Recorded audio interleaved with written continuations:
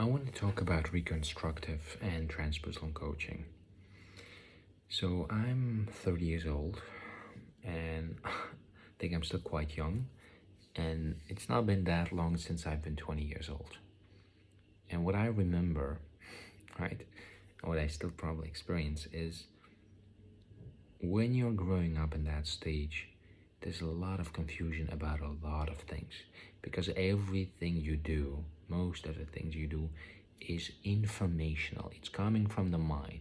It's some ideas that you had from your parents, from TV, from some philosopher, from just like knowledge, ideas. And you're trying to make those ideas livable. You're trying them out, right? And sometimes you have achievement, success, and you have new experiences, but there's always one thing that's lacking. You're always experiencing the surface. You're always taking things for granted. This is how I am. This is what I'm going through. You're never really becoming aware of what's happening in the background. It's only if you have a crisis. My teacher says, our work, the work that we do, it's like a controlled crisis. You know what the value of crisis is? In a crisis, you can grow, you can learn.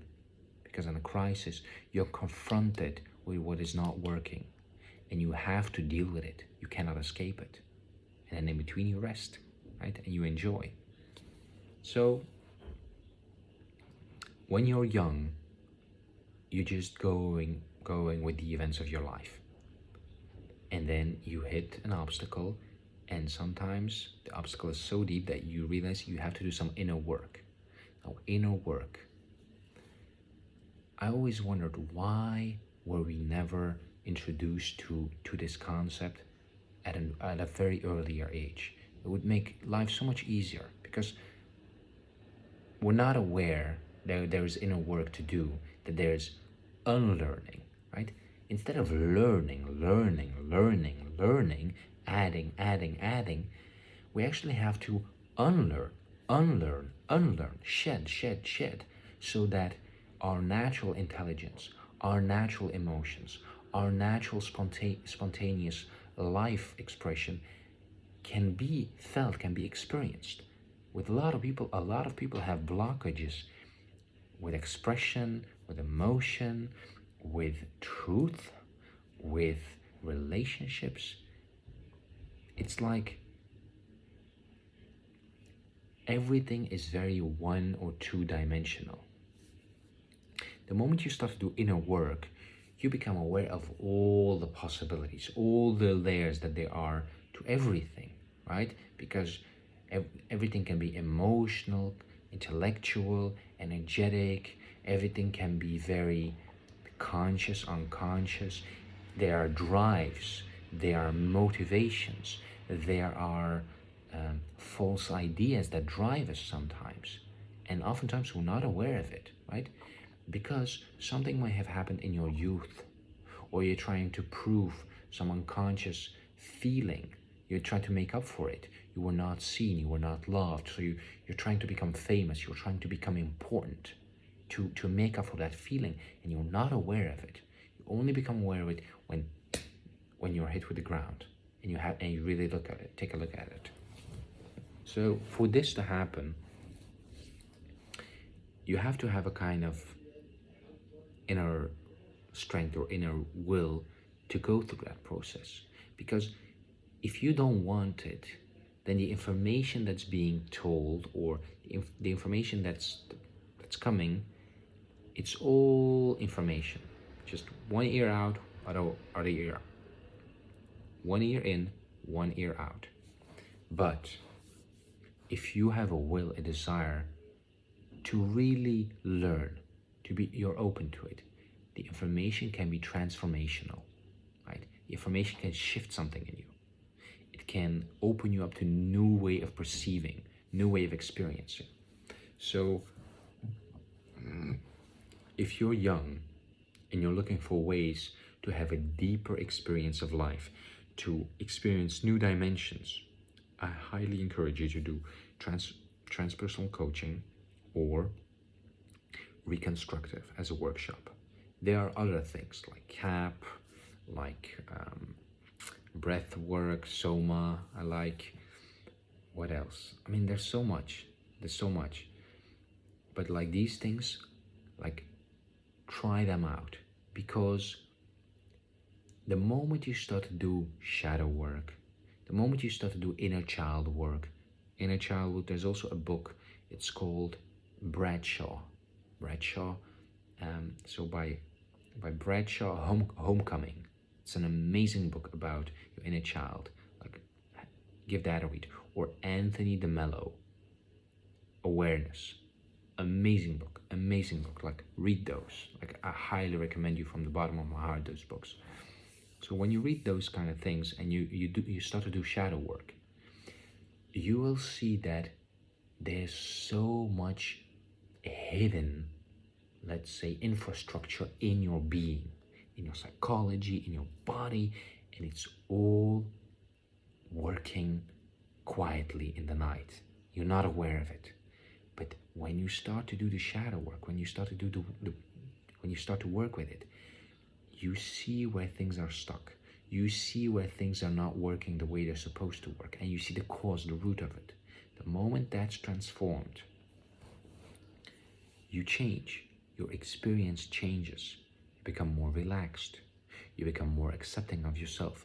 You become less needy of other people's approval, validation. You become more and more your own human being.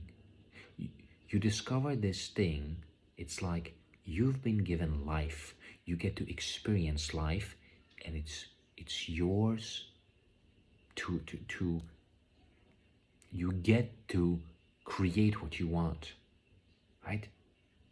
I mean, we can talk about free will in another video, but you get to create what you want. What do you want to create, right? And oftentimes people can answer this question, what do I want? What do I really want? But then there's usually blockages, right? And very often there's also like, what's the motivating factor? What's driving this desire to create this, right? Is it something unconscious? Is it a conscious desire? But you learn. That's the main thing. So shadow work, transpersonal coaching, reconstructive, learning about your inner child, learning about consciousness, all these things, they only add to your experience of being human. Your life becomes more dimensional. You become to see the layers of truth, the different layers of experience, energetic experiences, emotional experiences, intellectual experiences. You begin to see the dynamics of how let's say people are trying to manipulate each other into doing things they don't really want to do. And you can step out of that game. You can save yourself a lot of time and a lot of trouble by starting with the work earlier. By, let's say, realizing that this being that you are is worthy enough to be taken care of. And not be taken care of as in buy good food and get nice clothes and buy cool gadgets for you to enjoy, a nice car, all those things, sure, beautiful, great, do all that you want, but do the inner work, because the sooner that you get to do the inner work, later in life, you will have a longer time where you actually enjoy living. Because if you look around, whenever people are living their lives, most of them, and a lot of them, they have unresolved issues. They have issues which has caused them to make decisions which were, let's say, not in their best interest. They have put themselves in a situation in which they don't feel that they can be happy, actually. And they don't know how to get out of it. Because they think this person did this to me. This happened because of that. That happened because of that. But essentially, it's all coming from within. You have to do the inner work. You have to start living the truth. And the first step to becoming aware is to look at your inner child. And what influence did your parents have on you? What needs did you get or not get? What did you have to learn as a child to survive the conditions you were in? What beliefs did you have to take on, right? To not feel the pain. How, let's say, how conscious are you of your own self-worth? Are you seeking it outside, or can you give yourself that? Can you realize the value that you have? When you go through all these things, your life becomes so rich, and you realize you have so much to give and you have so much to experience. And it's a beautiful experience because you're not limited to catering to people, to getting something from people.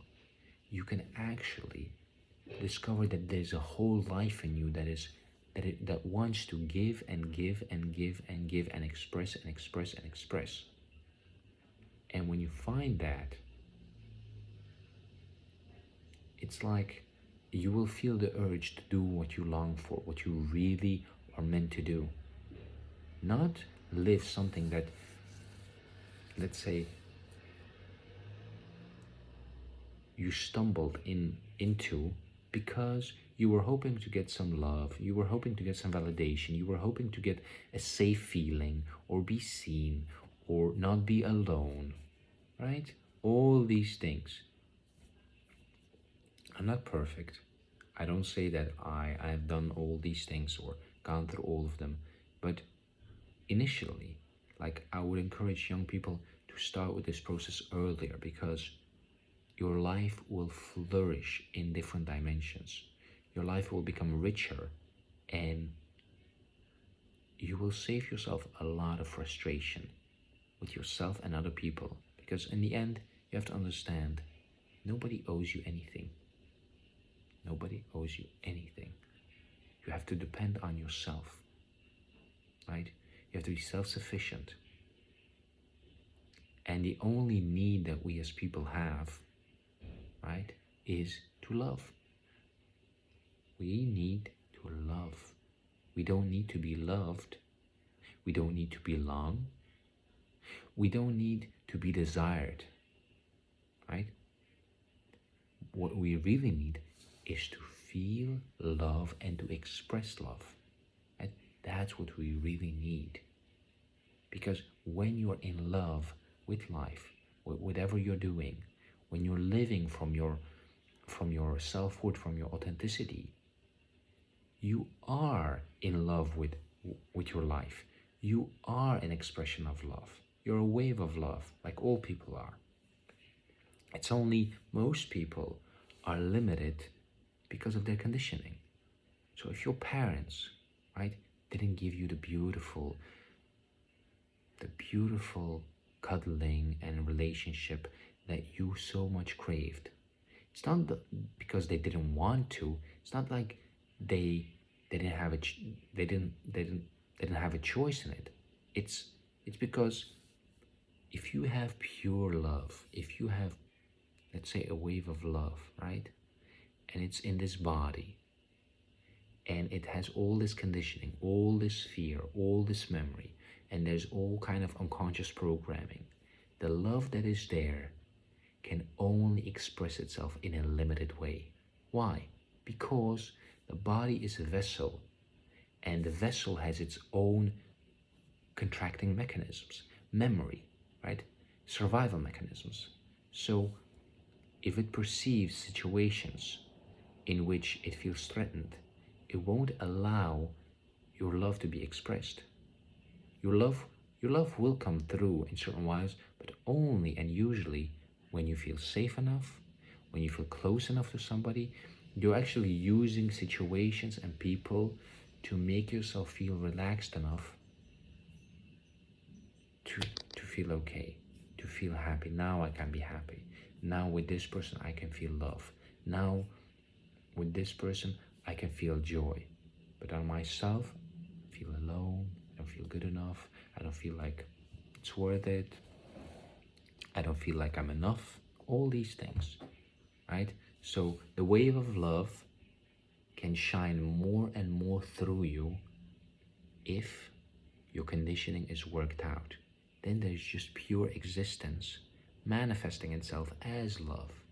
And it is such a beautiful process when you see that. It's so inspiring because you see a person living, not surviving.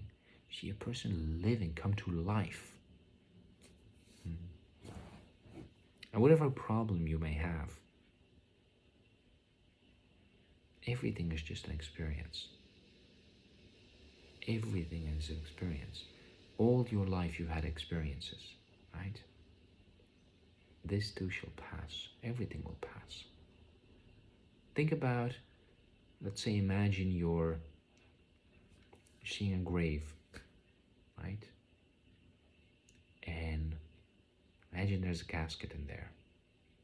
And imagine that you yourself are lying in that casket. And you're smelling the earth.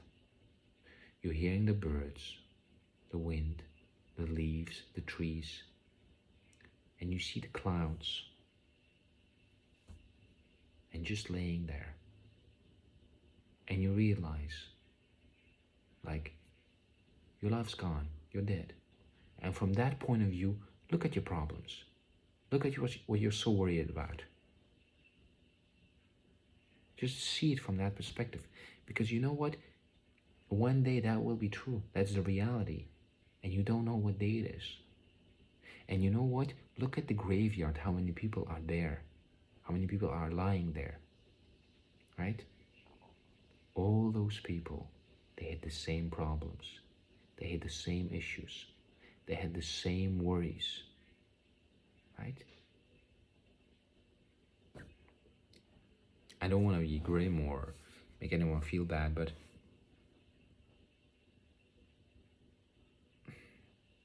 we don't have time to lose. Our life is limited. And I know for myself, I've spent so many years being scared, being alone, not feeling good enough. And it's not that I regret it or that I feel guilty. It's just that I realize you go through it to learn from it. You go through it to learn what life is not about. And you realize life is worth living. Life is. It doesn't need any meaning. Life is just life. All that's needed is for you to remove the obstacles. And life will do its own thing. Anyway, thank you very much for listening to my mumbo jumbo. If you have any comment, please let me know, because I'm also still learning. I can be wrong. Maybe there's something that I said that is not in alignment. I'm eager to learn.